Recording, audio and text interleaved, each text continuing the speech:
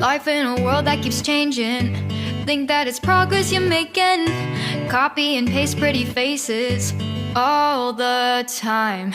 Pictures so perfect we play. Hello everyone, welcome to Anointed Lady TV, the home of news and politics.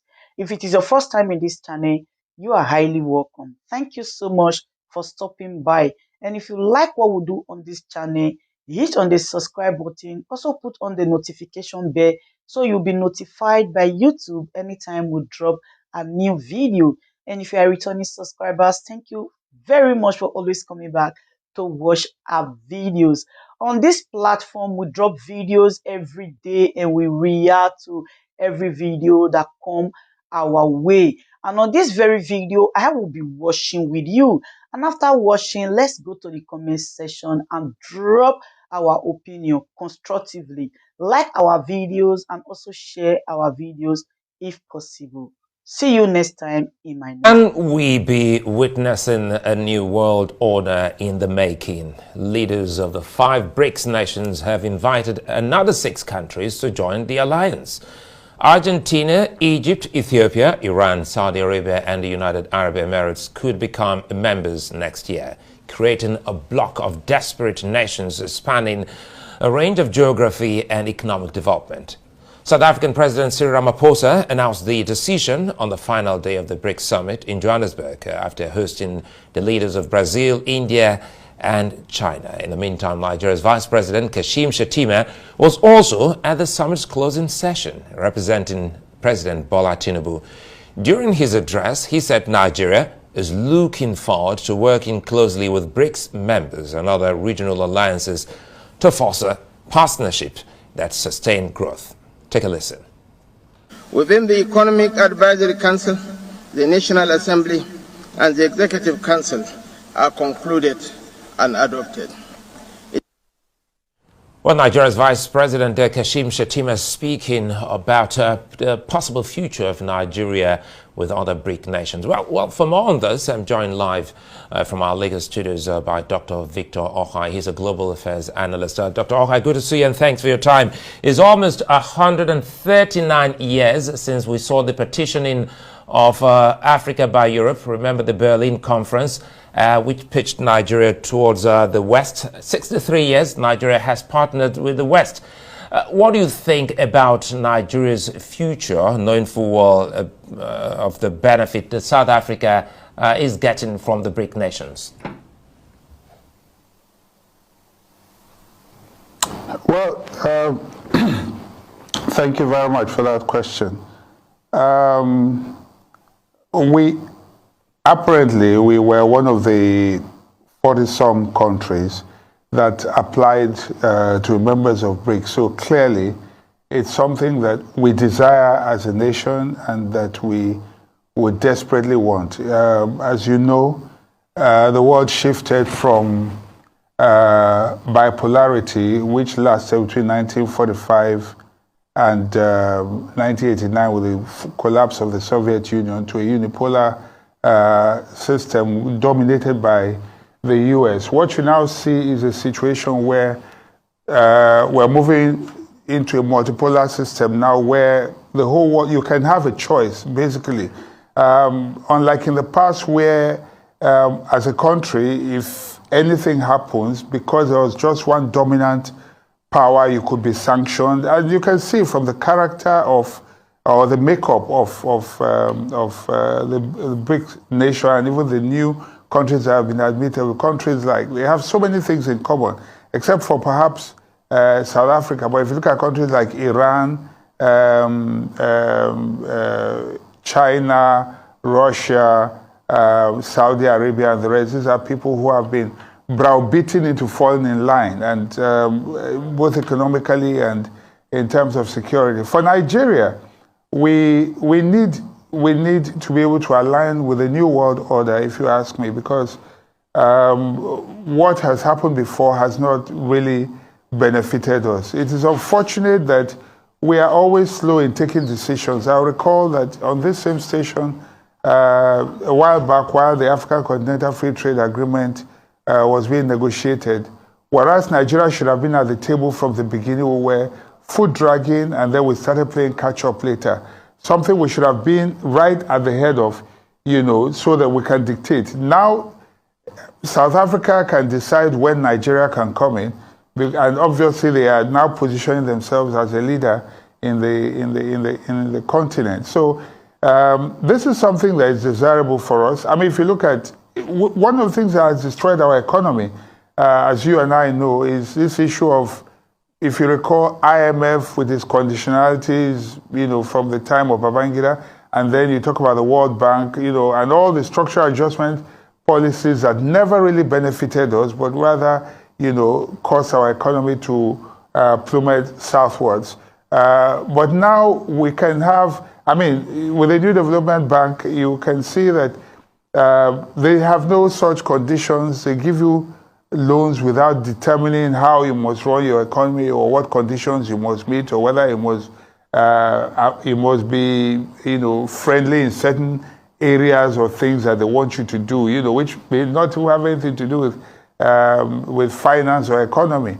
So I think that for us, whether we like it or not, is a way to go. We'll have to bid our time and hope that we can lobby to join so that we have an alternative to just being victims of what the West has always been to us, dictating to us how we should rise, sit, sleep, or walk. Well, Dr. Okai, I think it's a big point you just raised, and if you don't mind, I want you to speak to this foot dragging, because Nigeria formally applied to join the Brics nation since 2015. I can't quite hear you. Please, could you speak louder? Well, I'm quite sure that there must be some issue with your listening device. I hope you can hear us now if you can. No, I can hear, but I can't hear you clearly. Please come again.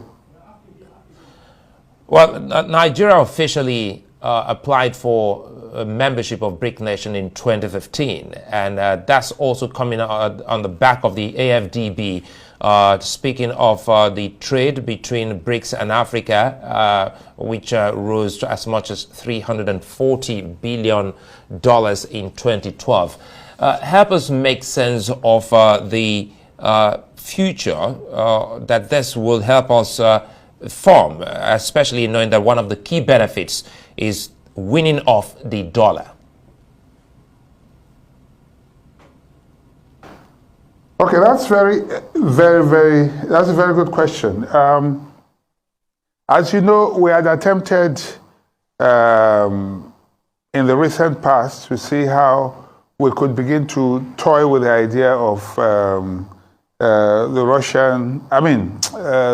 the Chinese currency, which shows clearly that the dollar is like some sort of yoke on our neck. We had toyed with the idea, but we probably did not handle it properly. We also toyed with the idea of the echo, but as usual, we were not proactive. We allowed the French take the carpet from under our feet. I think that it is important for us to be responsive and proactive in matters such as this. If we are able to win ourselves off the dollar, it will do us a lot of good.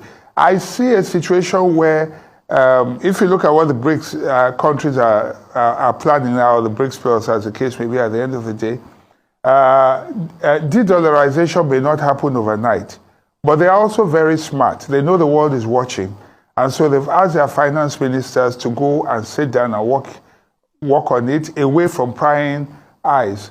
In the meantime, and this is something that the world can also begin to look at again, and we have been doing it, if you like, the issue of some sort of trade by barter. We do it in Nigeria, where we pay some of our debts, with petroleum and all that, and that's part of it. If we're able to do that, it will help us a lot. The Americans, as you know, because the dollar is their currency, they can afford to print as much as possible. The dollar is no longer backed by any gold. There's nothing backing it. It's just printing it, so it continues to enrich that country at the expense of other countries, and that is not healthy for us at all. We keep owing and owing and owing in a currency that does not have any backing. But if we are able to join Brics, for instance, then we have better negotiating terms, we have better trading terms, and we have better partners. I mean, we have partners. The good thing about Brics is that in of itself, it is almost self-sufficient. If you look at, they can trade among themselves without really looking at outside. You will see manufacturing there, there's commodities there, there's oil there, there's nearly everything you can think about. So for them, it's something that is going to be very beneficial, and that is something which we need as well. We have had our opportunities with the ECO. We blew it. We were not proactive, or we probably didn't have put our acts together. And what we need to do right now is see how, I don't see us lobbying South Africa, because the truth is, it serves their best interest for us not to be in it right now, so that they can be the leaders. But we'll have to begin to talk to countries like maybe Egypt, maybe Saudi Arabia, UAE, when they do come in, talk to China, and Russia, China especially, that is open, to admitting more members. It's time for us to begin to lobby countries like that to see how, and I mean, for Russia as well, they'll be happy to have us in, because it will mean that will be less, if you like, oil for the other countries that from the West, and negotiating, I mean, it will put them even in a stronger position. One thing that we have common to all of us is being bullied by the West, suffering sanctions by the West at the least, not even provocation, at the least excuse. Enough of that tyranny, and if we are able to align properly with this new bloc, then I think we would be on to better things. Well, I want you to expatiate more on that, because that's the fear of smaller countries being, the repercussion of being bullied by the West. But again, looking at Nigeria as the most populous black nation on earth, do you think Nigeria has the capacity to suppress such bullying from the West in joining the Brics? In that alliance, we can withstand the bullying. Outside that alliance, we stand no chance. Within that alliance, if there's any sanction from the West, it will be, I mean, right now, if you check, without the plus in the Brics already, you can see that, that first of all, the almost nearly 40% of the world is, in terms of population, is already in Brics. And in terms of economy, about 1/3 of the economy of the world, the GDP of the world is with the BRIC nations.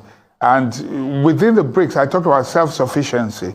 That is one alliance that can make us withstand whatever it is that the West will bring on us. And don't forget, the West depends on us. If we can be independent, if we can be truly independent of them with our resources, with this new alliance, they would be the ones to need us more than we would need them. Dr. Oka, let's close on this. Looking at the plans and policies of President Tinubu and the presentation of Vice President Kashim Shettima, you would see that some of the key things of BRICS aligns with the plans of the president: attracting new investment, boosting mutual trade, securing strategic commodities. Do you see Nigeria joining the BRICS nations in the next couple of months? I think the problem we've always had, I hope that changes very soon, or it changes from the way, going forward. The problem we've had is that we've always stood the best chance, we've always had the best chance at, for instance, being a permanent member of the UN. We had that chance, but it was the leadership that didn't, the kind of leadership we had at the time that was a problem for us. With the BRIC nations, I don't know. I don't see any reason why we shouldn't have been there, although I have my suspicion. I don't have any proof, but I didn't think it was in the best interest of South Africa for us to be there just yet.